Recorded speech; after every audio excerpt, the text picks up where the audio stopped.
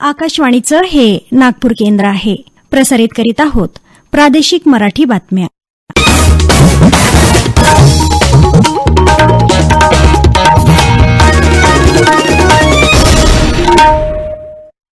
आकाशवाणी नागपूर. आभाराणी पटवर्धन आपल्याला प्रादेशिक बातम्या देत आहे. काही ठळक बातम्या. विपणन हंगाम 2024-25 साठी रब्बी पिकांसाठी किमान आधारभूत किमतीला केंद्रीय मंत्रिमंडळाची मंजुरी. तसंच केंद्र सरकारच्या कर्मचाऱ्यांना महागाई भत्त्यामध्ये 4% वाढ जाहीर. पंतप्रधान नरेंद्र मोदी यांच्या हस्ते उद्या महाराष्ट्रातील 500 ग्रामपंचायतींमध्ये ग्रामीण कौशल्य विकास केंद्र सुरू करणार. राष्ट्रसंत तुकडोजी महाराज नागपूर विद्यापीठाच्या 37 केंद्रांचा समावेश. नागपूरच्या अंबाझरी इथं राज्य शासनच उभारणार डॉ. बाबासाहेब आंबेडकर सांस्कृतिक भवन. उपमुख्यमंत्री फडणवीस यांची घोषणा. डॉ. बाबासाहेब आंबेडकर सांस्कृतिक भवन कृती समितीचे आंदोलन स्थगित. आणि राज्यातील महावितरणच्या 2,41,00,000 ग्राहकांचं सध्याचं पारंपरिक मीटर आणि बदलून प्रीपेड स्मार्ट मीटर महावितरणतर्फे बसवण्यात येतील. पंतप्रधान नरेंद्र मोदी यांच्या अध्यक्षतेखालील आर्थिक व्यवहारविषयक मंत्रिमंडळ समितीनं विपणन हंगाम 2024-25 साठी सर्व अनिवार्य रब्बी पिकांसाठी किमान आधारभूत किमतींमध्ये वाढ करायला मंजुरी दिली आहे. गहू आणि करडईसाठी प्रत्येकी 150 रुपये प्रति क्विंटल वाढ मंजूर करण्यात आली आहे. बार्ली आणि हरभऱ्यासाठी अनुक्रमे 115 रुपये प्रति क्विंटल आणि 105 रुपये प्रति क्विंटल वाढ मंजूर करण्यात आली आहे. केंद्र सरकारच्या कर्मचाऱ्यांना महागाई भत्ता आणि निवृत्ती वेतनधारकांना महागाईवरील सवलतीचा हप्ता वितरित करण्यासही आज मंत्रिमंडळ बैठकीत मंजुरी देण्यात आली. 1 जून 2023 पासून झालेल्या महागाईची भरपाई करण्यासाठी सध्याच्या मूळ वेतनाच्या निवृत्ती वेतनाच्या 42% आणखी 4% वाढ झाली आहे. महागाई भत्ता आणि महागाई सवलत या दोन्हींमुळे सरकारी तिजोरीवर एकत्रित 12,857 कोटी रुपये प्रतिवर्ष इतका भार वाढेल. याचा लाभ सुमारे 48.67 लाख केंद्र सरकारी कर्मचारी आणि 67.95 लाख निवृत्ती वेतनधारकांना होणार आहे. आर्थिक वर्ष 2022-23 साठी सर्व पात्र अराजपत्रित रेल्वे कर्मचाऱ्यांना 78 दिवसांच्या वेतनाच्या समतुल्य PLB म्हणजेच उत्पादनाशी निगडीत बोनस द्यायलाही मंत्रिमंडळ बैठकीत मंजुरी देण्यात आली. रेल्वे कर्मचाऱ्यांच्या उत्कृष्ट कामगिरीची दखल घेत केंद्र सरकारनं 11,07,346 रेल्वे कर्मचाऱ्यांना 1,968.87 कोटी रुपयांचा उत्पादनाशी निगडीत बोनस द्यायला मंजुरी दिली आहे. तरुणांना रोजगाराची संधी तसंच ग्रामीण विकासाला चालना देण्यासाठी प्रमोद महाजन ग्रामीण कौशल्य विकास केंद्र ही संकल्पना उद्या पंतप्रधान नरेंद्र मोदी यांच्या हस्ते महाराष्ट्रातील 500 ग्रामपंचायतींमध्ये सुरू करण्यात येणार आहे. रोजगारासाठी तरुणांचं गावातून शहरात स्थलांतर होऊ नये त्यादृष्टीनं कौशल्य केंद्राची ही संकल्पना महत्वाची असून भविष्यात राज्यातील या केंद्राची संख्याही वाढवण्यात येणार आहे. दरम्यान राष्ट्रसंत तुकडोजी महाराज नागपूर विद्यापीठाच्या परिक्षेत्रातील एकूण 37 ठिकाणी कौशल्य आणि उद्योजकता प्रशिक्षण केंद्र सुरू केलं जाणार आहे. प्रधानमंत्री नरेंद्र मोदी उद्या सायंकाळी 4 वाजता उद्योजकता कौशल्य विकास केंद्राचं ऑनलाईन उद्घाटन करतील. ग्रामीण क्षेत्रात स्थानिक पातळीवरील रोजगार आणि स्वयंरोजगार निर्माण व्हावा याकरता ग्रामपंचायत असलेल्या गावांमध्ये प्रथमच ही केंद्र स्थापन करण्यात येत आहेत. या प्रादेशिक बातम्या आपण आकाशवाणीच्या नागपूर केंद्रावरून ऐकत आहात. आमच्या केंद्रावरील सर्व बातम्या ऐकण्यासाठी आणि ताज्या घडामोडी जाणून घेण्यासाठी Marathi news Nagpur all India radio या आमच्या YouTube वाहिनीला नक्की सबस्क्राईब करा. अंबाझरी येथे राज्य शासनाच्या वतीनं भारतरत्न डॉ. बाबासाहेब आंबेडकर सांस्कृतिक भवन उभारण्यात येईल. तसंच या जागेवरील खाजगी प्रकल्पाच्या कामाला स्थगितीच्या निर्णयावर कायम असल्याची घोषणा उपमुख्यमंत्री देवेंद्र फडणवीस यांनी आज नागपुरात केली. आपलं डॉक्टर बाबासाहेब आंबेडकर सांस्कृतिक भवन आहे हे पूर्णपणे स्वतः राज्य सरकार हे त्या ठिकाणी तयार करेल.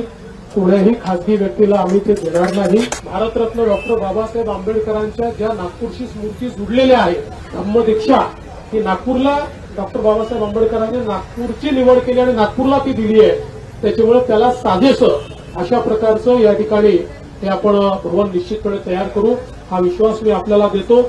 अंबाझरी इथल्या डॉ बाबासाहेब आंबेडकर सांस्कृतिक भवन परिसर बचाव कृती समितीच्या आंदोलनाला फडणवीस यांनी भेट दिली. तसंच कृती समितीच्या सदस्यांसोबत चर्चा केल्यानंतर हे आंदोलन मागे घेत असल्याची घोषणा करण्यात आली. या प्रकल्पाला राज्य शासनानं याआधीच स्थगिती दिली आहे. या संदर्भात लेखी आदेश जिल्हाधिकारी यांच्यामार्फत कृती समितीला देण्यात येईल. कृती समितीतर्फे 272 दिवसांपासून सुरू असलेलं आंदोलन स्थगित करावं अशी विनंती करण्यासाठी आपल्यामध्ये आलो असल्याचं त्यांनी सांगितलं. उपमुख्यमंत्र्यांच्या आश्वासनानंतर कृती समितीनं आंदोलन स्थगित करण्यात येत असल्याचं यावेळी जाहीर केलं. अंबाझरी येथील उद्यानात आवश्यक त्या सोयीसुविधा उपलब्ध करून देण्यात येतील आणि लवकरच हे उद्यान जनतेसाठी खुलं करण्यात येईल असंही त्यांनी यावेळी जाहीर केलं. वीज ग्राहकांना त्यांच्या मर्जीनुसार वीज वापराचा खर्च निश्चित करण्याचा अधिकार देणारं प्रीपेड स्मार्ट मीटर राज्यभर बसवण्याची तयारी सुरू झाली असून काही महिन्यात हे मीटर टप्प्याटप्प्यानं कार्यरत होतील. उपमुख्यमंत्री तथा ऊर्जामंत्री देवेंद्र फडणवीस यांनी वीज ग्राहकांना दर्जेदार, गुणवत्तापूर्ण आणि ग्राहकाभिमुख सेवा देण्याची सूचना केली आहे. राज्यातील महावितरणच्या 2,41,00,000 ग्राहकांचे सध्याचे पारंपरिक मीटर बदलण्यात येणार असून त्याऐवजी प्रीपेड स्मार्ट मीटर बसवण्यात येतील. स्मार्ट मीटर बसवल्यावर वीज ग्राहक मोबाईल फोनप्रमाणे विजेसाठी पैसे भरून वीज वापरतील. मुख्य म्हणजे ग्राहकांना नवा प्रीपेड स्मार्ट मीटर मोफत मिळेल. या मीटरचा खर्च केंद्र सरकारकडून मिळालेल्या अनुदानातून तसंच महावितरणतर्फे करण्यात येणार आहे. घर बसल्या मोबाईलवरून ऑनलाईन पेमेंटचीही सुविधा आहे. ग्राहकांचे पैसे संपत आल्यावर त्याला मोबाईलवर मेसेज पाठवण्याची व्यवस्था आहे. शेतीला दिवसा वीज पुरवठा करण्यासाठी राज्य शासनाकडून राबवण्यात येत असलेल्या मुख्यमंत्री सौर कृषी वाहिनी योजना 2 साठी निवड करण्यात आलेल्या नागपूर आणि अमरावती परिमंडळातील उपकेंद्रांसोबतच त्यातून निघणाऱ्या वीज वाहिन्यांच्या सक्षमीकरणाची कामं युद्धपातळीवर पूर्ण करण्याचे स्पष्ट निर्देश महावितरणचे संचालक संजय ताकसांडे यांनी दिले. महावितरणच्या काटोल रोडवरील विद्युत भवन कार्यालयात आयोजित नागपूर आणि अमरावती परिमंडळाच्या आढावा बैठकीत संचालक ताकसांडे बोलत होते. माझी माती माझा देश अर्थात मेरी माटी मेरा देश या राष्ट्रव्यापी उपक्रमांतर्गत आयोजित जिल्हास्तरीय कार्यक्रमात चंद्रपूर जिल्ह्यातील 17 नगर परिषद आणि नगर पंचायत तसंच 17 मनपा प्रभाग क्षेत्रातून संकलित केलेली माती अमृत कलश यात्रेद्वारे महापालिका हुतात्मा स्मारकात वाजत गाजत आणून मुख्यालय स्तरावर अमृत कलशांचं एकत्रीकरण मान्यवरांच्या हस्ते आज करण्यात आलं. हे कलश 27 ऑक्टोबर 2023 रोजी ऑगस्ट क्रांती मैदान मुंबई इथं होणाऱ्या कार्यक्रमात नेण्यात येणार असून तदनंतर शासनाच्या माध्यमातून 1 नोव्हेंबर 2023 रोजी दिल्ली इथं होणाऱ्या कार्यक्रमात नेण्यात येणार आहेत. भंडारा जिल्हा परिषद येथील पदभरती 2023 अंतर्गत 15 ऑक्टोबर 2023 ते 23 ऑक्टोबर 2023 या कालावधीत होणाऱ्या ऑनलाईन परीक्षेसंबंधित बातमी प्रसिद्ध करण्यात आली होती. परंतु आयबीपीएस कंपनीकडून प्राप्त संदेशानुसार आज अर्थात 18 ऑक्टोबर 2023 ते 23 ऑक्टोबर 2023 या काळात घेण्यात येणाऱ्या संवर्गनिहाय ऑनलाईन परीक्षा पुढील आदेशापर्यंत तात्पुरत्या स्वरूपात पुढे ढकलण्यात आलेल्या आहेत. काही सूचना प्राप्त झाल्यानंतर जिल्हा परिषद भंडाराच्या अधिकृत संकेतस्थळावर प्रसिद्धी करण्यात येईल असं कळवण्यात आलं आहे. गडचिरोली परिसरातल्या दिभना गावात काल रात्री रानटी हत्तीनं केलेल्या हल्ल्यात एका शेतकऱ्याचा मृत्यू झाला. या घटनेचा वनविभागाच्या अधिकाऱ्यांनी पंचनामा केला. गडचिरोलीतल्या देसाईगंज आणि आरमोरी तालुक्यांमध्ये काही दिवसांपासून रानटी हत्तींनी धुमाकूळ घातला आहे. त्यामुळे शेतकऱ्यांचं मोठं नुकसान होत आहे. आगामी काही तासात नागपुरात काही ठिकाणी तर विदर्भातील अमरावती, यवतमाळ आणि गडचिरोली जिल्ह्यात तुरळक ठिकाणी हलका पाऊस पडण्याची शक्यता हवामान खात्यानं वर्तवली आहे. बँकिंग नियमन कायद्यातल्या विविध तरतुदी आणि आरबीआयच्या निर्देशांचं उल्लंघन केल्यामुळे भारतीय रिझर्व्ह बँकेनं आयसीआयसीआय बँकेला 12 कोटी आणि कोटक महिंद्रा बँकेला 3 कोटी 95 लाख रुपयांचा दंड ठोठावला आहे. आयसीआयसीआय बँकेनं काही कंपन्यांना बेकायदेशीररित्या कर्ज मंजूर केल्याचं बँकेनं जारी केलेल्या निवेदनात म्हटलं आहे. तर कोटक महिंद्रा बँकेनं देखील मंजुरीच्या अटी आणि शर्तींच्या विरुद्ध वितरणाच्या वास्तविक तारखेऐवजी वितरणाच्या देय तारखेपासून व्याज आकारलं असून ग्राहकांना संपर्क साधण्याच्या वेळेचं देखील पालन केलं नसल्यानं ही कारवाई करण्यात आल्याचं रिझर्व्ह बँकेनं म्हटलं आहे. शेवटी पुन्हा काही ठळक बातम्या. विपणन हंगाम 2024-25 साठी रब्बी पिकांसाठी किमान आधारभूत किमतीला केंद्रीय मंत्रिमंडळाची मंजुरी. तसंच केंद्र सरकारच्या कर्मचाऱ्यांना महागाई भत्त्यामध्ये 4% वाढ जाहीर.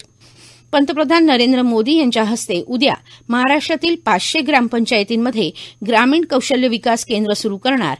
राष्ट्रसंत तुकडोजी महाराज नागपूर विद्यापीठाच्या 37 केंद्रांचा समावेश. नागपूरच्या अंबाझरी इथं राज्य शासनच उभारणार डॉ. बाबासाहेब आंबेडकर सांस्कृतिक भवन. उपमुख्यमंत्री फडणवीस यांची घोषणा.